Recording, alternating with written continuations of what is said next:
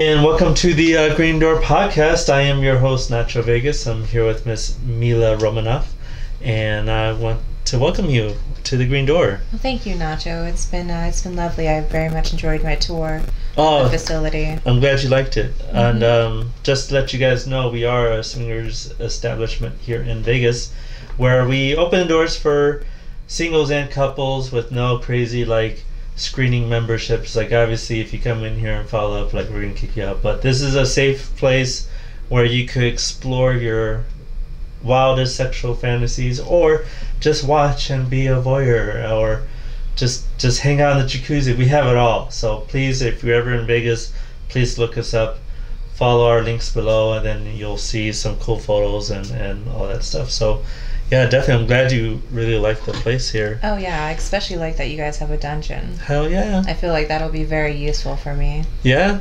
In town. Why is that? Well, because I'm a professional dominatrix. Oh, okay. So I always like finding dungeons all over the world. Okay. No two are the same. Right. And what kind of dominatrix are you? Well, currently I specialize in breath play. In breath play? Breath play. Okay. Correct. So think smothering with my breast, sitting on your face. Sometimes I just use my hands. Chest sitting is a slow drip for me, but I have a lot of fans that enjoy that too. Mm-hmm. What got you into all that? Well, my interest started in my youth. Okay.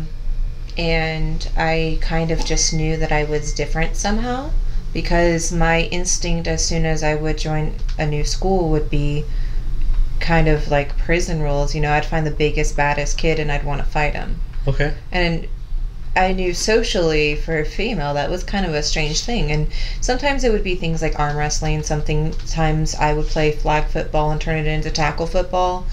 I also liked, challenging the kids that were on the wrestling team and stuff like that.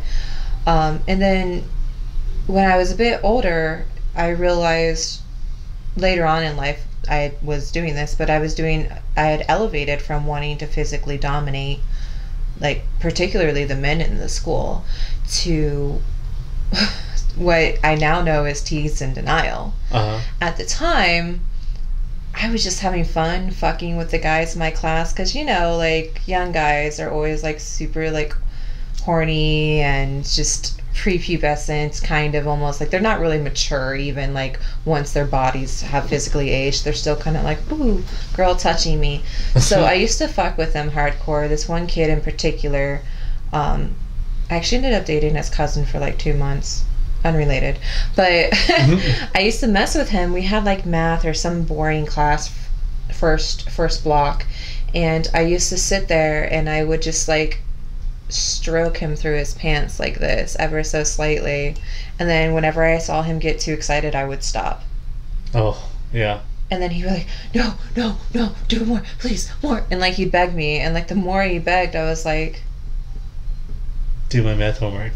No, he wasn't smart enough for all that. It was just, for me, it was just about having the control over his sensations. Yeah. And that was another specific event where I was pretty sure I'm kind of fucked up. This doesn't seem normal, but I'm doing it anyways because fuck what what anybody else says. And we never got caught, but the teacher being there and all the other kids in the class, sometimes the other kids would see me doing it, the other boys that were sitting around, and they were what is going on over there? And I was a weird kid, I was wearing the trip pants, all dressed in black raccoon eyes, black hair, black everything. I was all gothed out. Uh-huh. So they don't expect you to be super sexual like that, or to have that side of you, right? Because you're the novelty kid in the class, right? So it would always surprise my peers that I enjoy doing that, particularly once I was older. I saw a lot of fun in it, right? But when you started noticing that you could do stuff like that, did you kind of become addicted to that?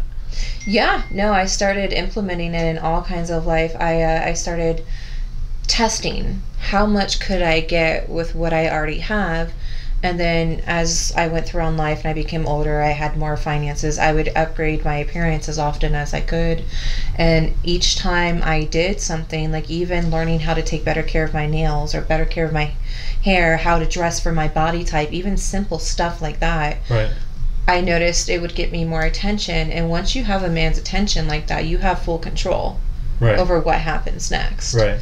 And I like that feeling of being in control. Okay. Yeah, definitely. Now, I know that you are like a nice curvaceous female. Like what, like did you have that body at a young age, or just something that you learned? So I started corset training when I was in my youth, going through puberty. So my body grew to the shape of a corset. Okay. And they call it waist training because it quite literally trains your body to wherever the pressure is, it's not going to try to deposit fat there. Right. So then like I, ended up getting what my doctor calls baby breeding hips. And like it's like the Grinch's heart, every year my butt just kept growing three sizes. Now I've had some work done. Nothing major really, just things that I wanted done for myself. Like I get Botox and I get my lips done and stuff, and just kind of like age preventing things. I get a lot of skin treatments. Like I get something called a BBL laser treatment. Okay. I live in Florida, so it's very, very hot there, and sun damage is a real thing. Right. So it's like this laser that brings all the sun damage on your skin to the surface, even stuff you can't see, and then it like pepper flakes off. I also do like acid peels, something called dermabrasion. Like my eyebrows aren't real; those are microbladed on. Oh. Yeah, I was noticing that like these YouTubers, they were taking off their makeup, but their eyebrows were still perfect somehow. It's like, how come everybody has nice eyebrows but me? Right. I found out that's what it was. It's basically a tattoo. Oh, sure. But the technology has gotten so advanced that it looks pretty good. Right. So I've had that done, and a few other things here. Like if I ever feel like I'm getting too much weight anywhere, I call it my lipo doctor, and I just take care of it. Right. I do exercise, but I really, really, really like Girl Scout cookies. Yeah. And I have a dealer in my neighborhood, and she has them damn things all year long for me, and it's a bad habit. Is what it is. She's slinging the cookies. Yeah, she's slinging the cookies because a lot of people don't know this. Like they get stuck with them. They have to like move them. So a lot of times your local, cookie dealer will still have stuff after the Girl Scout cookie season. So when the pandemic happened, I grabbed like 3 cases of the tag-alongs. And that was my life for a few months, was just eating those things. I didn't do nothing. I binge watched anime and ate them, and I gained a lot of weight. So I called up my doctor and I'm like, we gotta fix this. Right. I took it too far. Right. But it's cool because modern technology, like finding out, growing up in an era where having big hips and having a big butt was not considered sexy. I grew up in the 90s. That's the heroin chic era. That's them straight A-line figured girls, and the clothing style at the time really reflected that. Right. And that was never me. So I kind of got like that late hit in life where as soon as I was like out of school and in an adult, all of a sudden curvy girls were in. Right. It out of nowhere, it seemed like. And then I was like, hey, rude. Like my whole like childhood and youth, I was teased and made fun of, and like I never felt like my body type was, something that people desired. And then all of a sudden it's like, boom, out of nowhere. Right. I remember it was like when I turned 18, just guys in my school were coming out of the woodwork, and like I was getting more harassment from the general public and stuff, and I was like, what is going on? Like, why am I getting this attention? Well, it turns out that, something clicked in the human brain, and all of a sudden that's what was popular was, the curvy girls. But that wasn't what I grew up with. So sometimes I'm still not used to it. Right. Sometimes I'm like, okay, I'm not my type, so. Right. I grew up with, like looking around, and the standard of beauty was, like a 5'7" thin woman with a long torso, maybe a C-cup max, so that's still kind of like the idealism of beauty that I have in my head. Now, I love myself, and finding out as an adult that all I had to do to make myself look the way I wanted to, which my ideal look is like a hentai character. Like exaggerated, completely exaggerated. Like I want to look like I jumped out of a video game. Right. So learning that I could do that with money, I was like, well, that's easy. I know how to get that, you know? So. Well, hentai is another big popular thing, and like. Oh yeah. Well, now. Yeah. Now it is. Like if you liked that shit when I was growing up, you were like a weirdo. Right. And I was very open about liking that shit, and I was a weirdo. Yeah, I grew up in the sort of mix-a-lot era, so like, you know, 35, 24, 36 kind of thing. And, right. Yeah. Well, I'm like 40, 30, 50, so close enough. I've exceeded Sir Mix-a-Lot, but even if you look back to that video, the women's butts in that video were not that big. We're not big at all. And they took that video off of MTV because it was too scandalous, you know. Well, even I remember when Britney Spears showed her stomach. Mm-hmm. The media made a huge fucking deal about it. Right. You know, so like even with Sir Mix-a-Lot, yeah, he opened up that gateway, I feel like. Yeah. But even back then, what was considered big is nothing compared to what we have now. Right. Now it's, you know, it's almost like its own kind of size fetish at this point. Yeah, because I remember seeing like a little documentary of him, like how he showed up on set with all these girls, and like he's like, "You guys ever even heard my song? Like, why are you having these girls? Like, these are all skinny. Like, I want the thicker, you know, girls." And like, I heard he had like kind of have arguments and compromise on like what girls to have on there. And like, I'm just like, man, that's crazy. And it's crazy because people today, like if you're growing up in today's generation, you would never know that kind of discrimination happened throughout like the 80s and the 90s. And it's really weird because if you look back at like the 50s through the 70s, curvaceous women were everywhere. Oh yeah. You know, I would say even back to the 1920s, being like a size 0, 1, 3, and 5 was not the case, but it is. You know, when I got like the shit generation that just didn't like my body type. It was fantastic growing up like that. Right. But even still, you know, I always once I figured out that I could buy what I didn't have or what I needed, whether it be like better hair care products, makeup, nails, shoes, whatever, clothes. Once I figured out that all it took was money, I was like, well, that's an easy solution. Yeah. When you're out in public in Florida, do you like getting attention, or do you want to like be low key and just like go to the grocery store? I tell people recently, I like to be hot online. I don't want to be hot in real life anymore. Excuse me, walking out in your fucking like top, like going to dinner earlier. Okay, so I went to dinner like this. Okay, she's like got an issue. No, she's got an issue with the peasants seeing too much of me. She's my wife. She's too generous.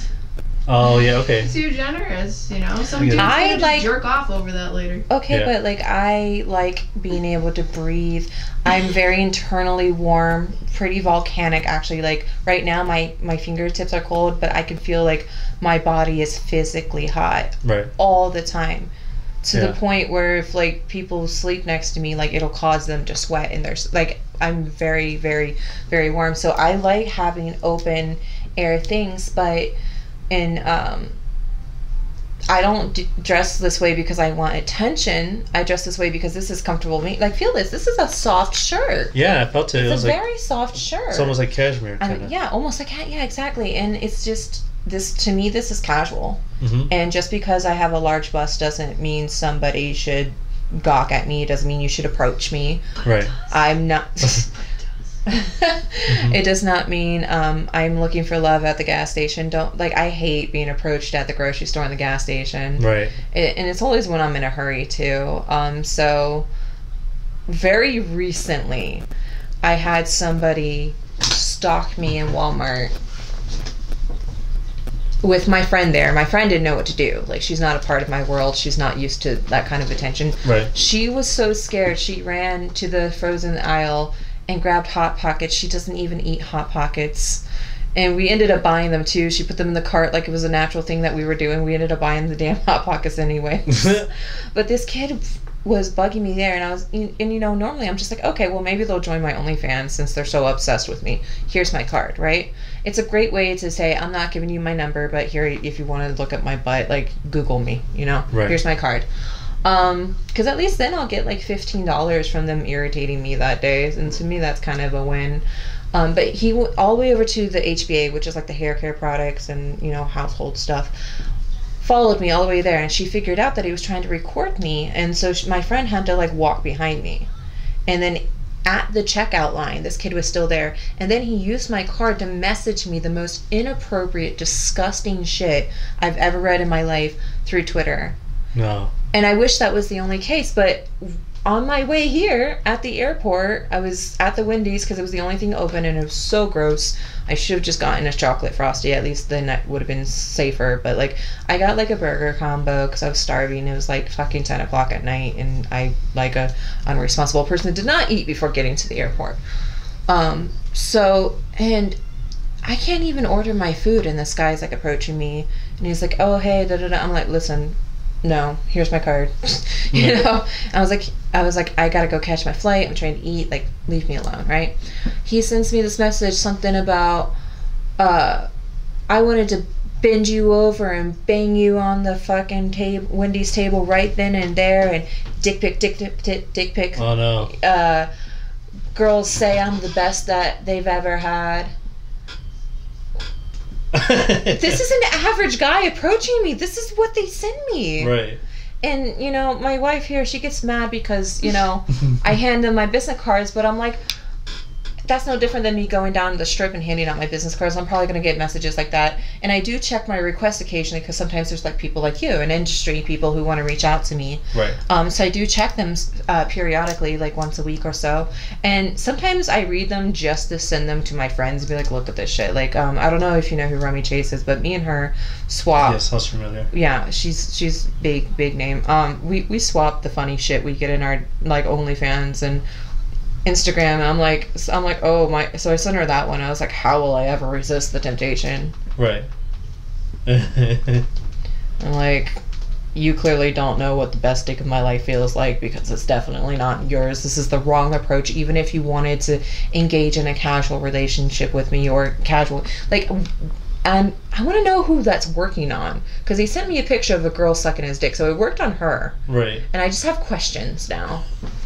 Right. You know? Standards, you know. There's levels of standards out I'm there. extremely dick picky, and when I say that, I don't just mean like how it looks or how it feels, but like your heads have to match. If Okay. you're not, yeah, both heads have to match. Like, this has to work well, and this has to work well. Right.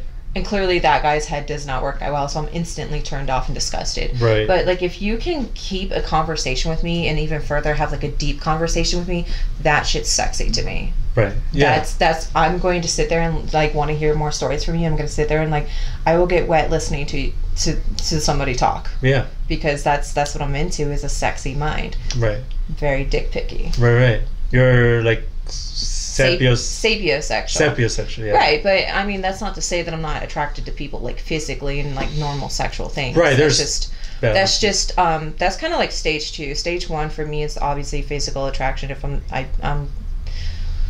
I'm getting too old to be disappointed in any aspect. So like, for me, I want the 10-10, you know, perfection, really. Like, you have to be like my ideal body type plus my ideal like thinker, the way you think, ideal personality, ideal dick game. And I thought it would be hard, but without trying, I've recently found somebody within that range, and I'm like, this is a simulation. This shit ain't real. Right. Somebody's fucking playing a prank on me. So you know what they say is like, when you're not looking is when you find something. I was not looking at all. I was completely content getting a couple of flying squirrels, a couple of sugar gliders, maybe like a Crunchyroll subscription. I actually have that. I did that part of it already. I was pre-gaming for the rest of my life, and then I was just gonna binge watch anime and like not have any kind of relations with, like, I was like, ugh. Right. I don't need men like that. I don't want them all up in here breathing on the same air as me and shit. Yeah. Grosses me out. And then, you know, just when I wasn't looking, it was just like... Right. I know. That's why I was thinking, like... Because myself, like, I'm 40, right? Okay. And, like, I've never been married, no kids. I've been in maybe 3 serious relationships my whole life. And I take all my relationships seriously. yeah, It's weird. It's, to me, I don't really like the casual thing. I thought I was going to be able to have a hoe face and then work out. I right. keep trying. It doesn't work. I didn't know what a whole phase was until I started coming here as a single guy, you know, and then like, but even then though, well, see, I just know what I'm packing, and I'm like, I don't want to share that with everyone. That's got to be like, I want whoever I pick to feel like the draft pick of the year, because Right. they honestly probably are, because I'm so. And guys ask me all the time, what can I do to impress you? There's nothing. Like, I'm either going to fall for you organically or I'm not. right, There's no certain way, because, you know, if you start acting a certain way to try to, like, right. impress me, you're not going to be able to hold that up either. And that's one advantage I've had coming here for so long, because I've experienced and I've experimented on all the things that like I wanted to test out, and we're just talking with Goddess and like you got to test it out and see what you like and what you don't Right. like, right? And then, but at the same time, as a guy's perspective, like I gained so much confidence in talking to women that sex isn't the first thing in my mind when I'm talking to a woman, Right. right? Because like You get desensitized to it. exactly, and like Yeah, and I don't think I've ever been like sex first on my mind. right, Unless I'm like really into a specific person. But when Right. I can meet attractive men and like I'm not thinking about fucking them. right. To me, that's a weird concept. And I know a lot of guys, that's where their mind goes first. But for Right. me, And you can see it in their eyes. yeah. Right. Yeah, I know. I can tell when guys are getting love drunk on me. It's Right. annoying. So when I met my girlfriend, like we have a 20-year age, almost 20 years. She's 21.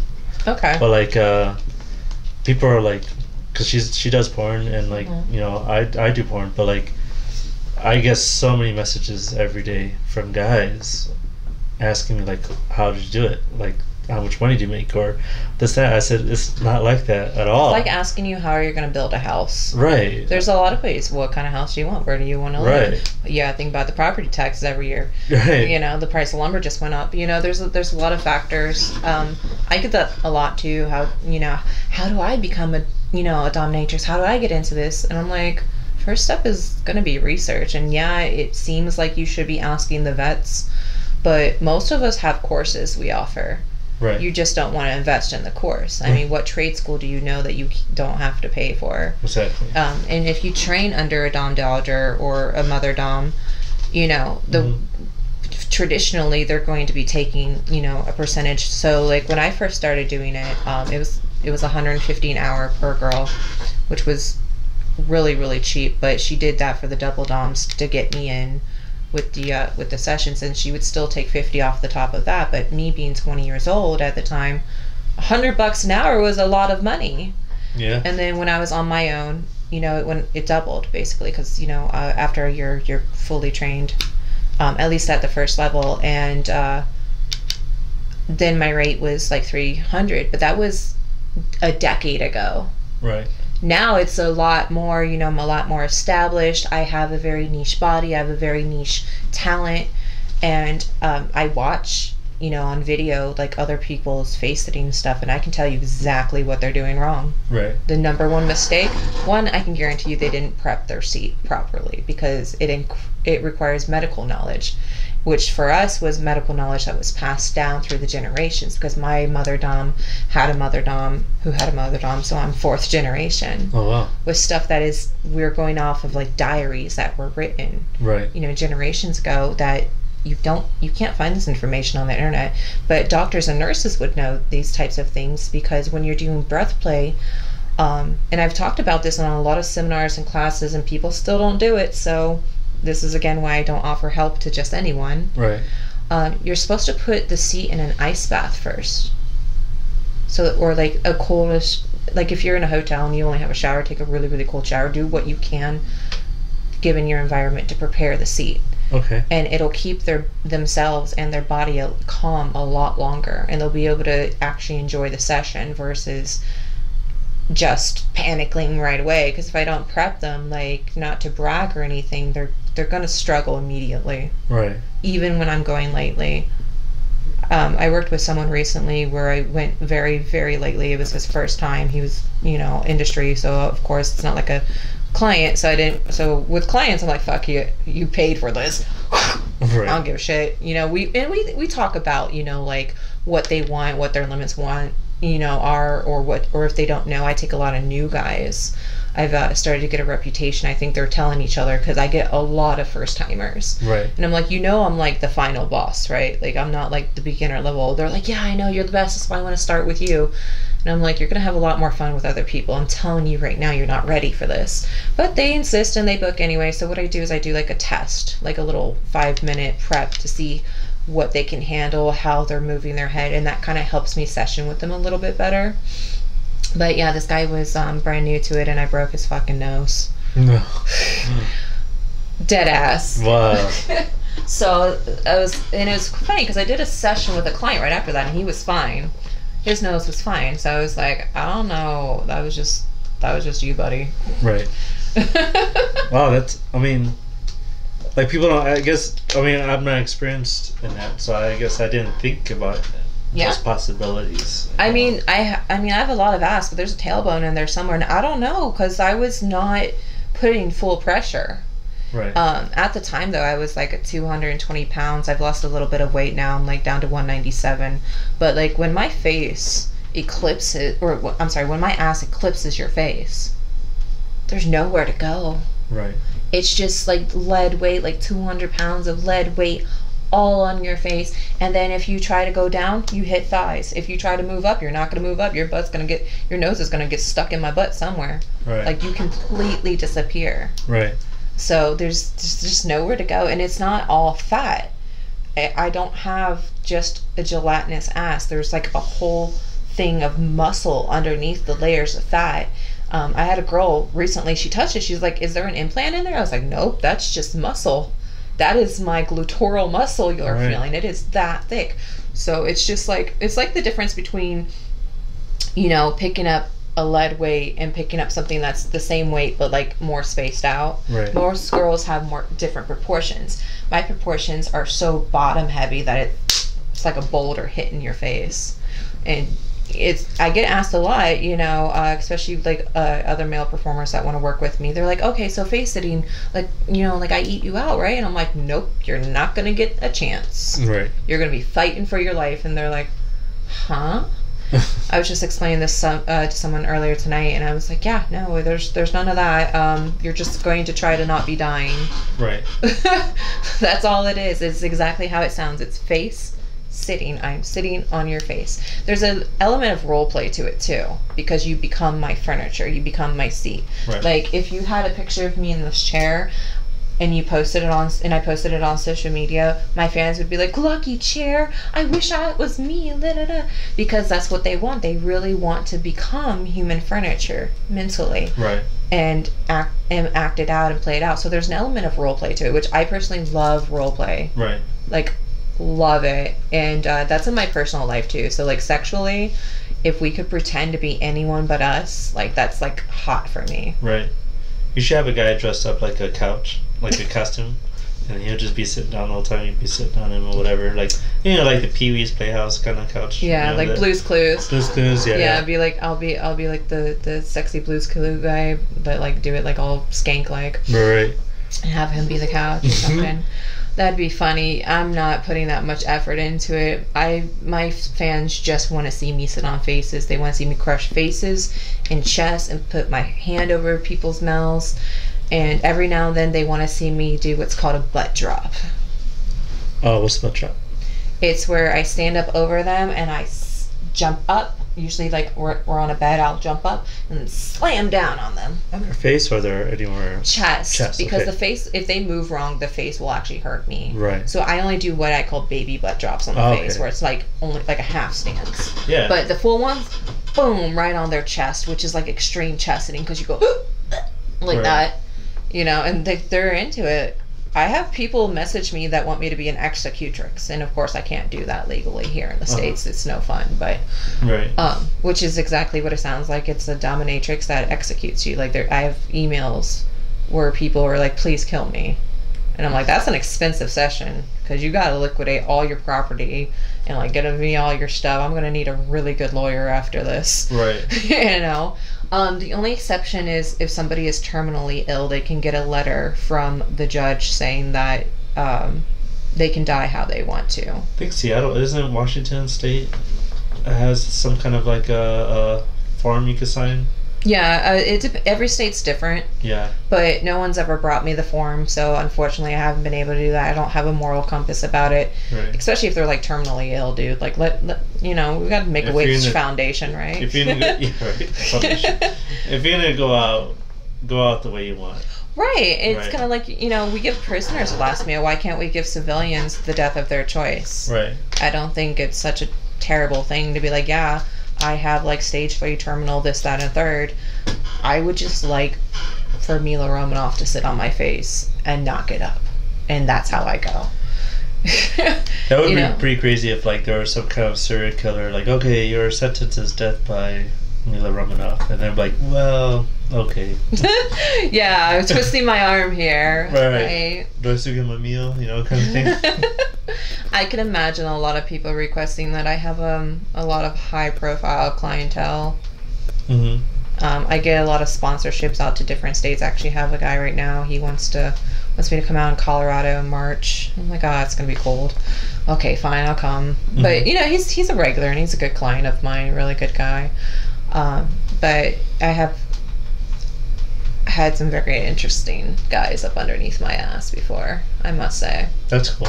Mm-hmm.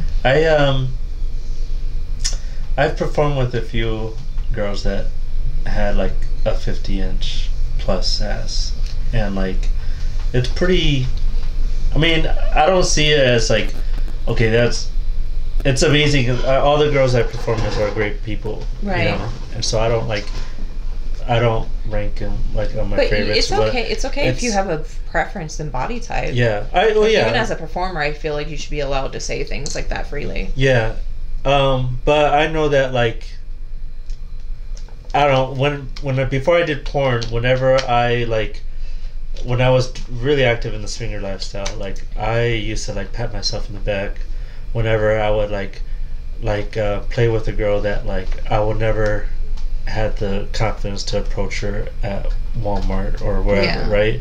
And you shouldn't be approaching women at Walmart. I'm Right. not there to find a partner. Exactly. Like, I've never met somebody in Walmart and been like, that's the one. Right, exactly. We met at the hunting section, you know. I'm an aggressive hunter when it comes to like my personal life. So, I know what I like and I know what I want, and if I want you, you'll know about it. Right. Like, there's not gonna be any like this, that, and a third. It's not gonna be a mystery at all. I'm weird. Like people always think like that I'm like super lucky because like I like to make sure people are happy around me. So when I moved out here, I moved here by myself, but I had all these friends. I'm from Chicago originally, so I had all these friends from Chicago visiting. We would go to the club and I would show them around, and like I had new people that would hook us up. But I was so focused on them having a good time that they were hooking up or hitting on girls. I would be like the smart one. I would pay the bouncer like $100. Like, hey, find cool girls that actually want to sit down, have drinks, talk, whatever. Don't bring me girls that just want to drink the alcohol and leave, right? Right. And That would be me. The Right. girl who's gonna drink your alcohol and leave. And what's Right. worse is I'm not even gonna drink the alcohol. I'm gonna go give it to my friend. right. And I'm gonna go to the bathroom, drop it off with my friend, come back. I'm gonna be completely sober. You're gonna be 20 drinks in. Like, why? Where the fuck? Right. How is she? Why isn't she sloshed yet? You know. So I'm like the Indian chief that's like in the corner, like looking like, and people, even bouncers like, do you work here or something? Like, no, I just want with my friends. I want to make sure they have a good time. But then Watcher.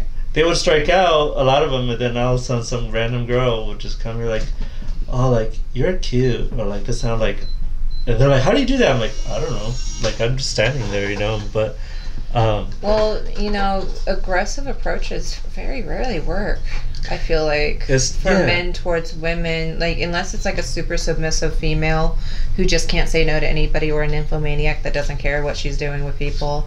Right. I definitely outside and inside my brand, I have like a god complex where I'm like, no, you don't deserve any of this. Right. Don't look at me, don't touch me, don't breathe the same air, go in the next room, please. I think you're in a good state in Florida where you, because every state I think is different. Like I've been to many states and Florida's kind of a free-for-all, yeah. Yeah.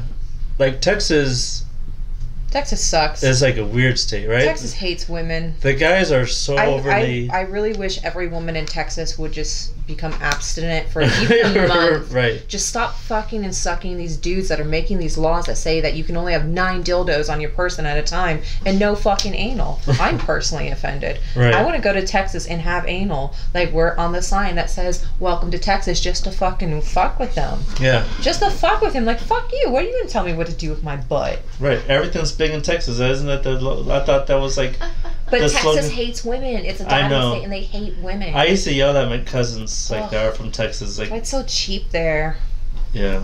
Because no woman wants to live in Texas. It's terrible. Texas is a tough state. Yeah. No, if it's great if you're a guy. Yeah. It's an open carry state too, so like, you know, people are less mouthy there. Right. That's that southern charm of kindness. It's not kindness. Everybody's strapped. Right. It's fear. Yeah. Which I'm a fan of. I'd rather be feared than love any day of the week. Right.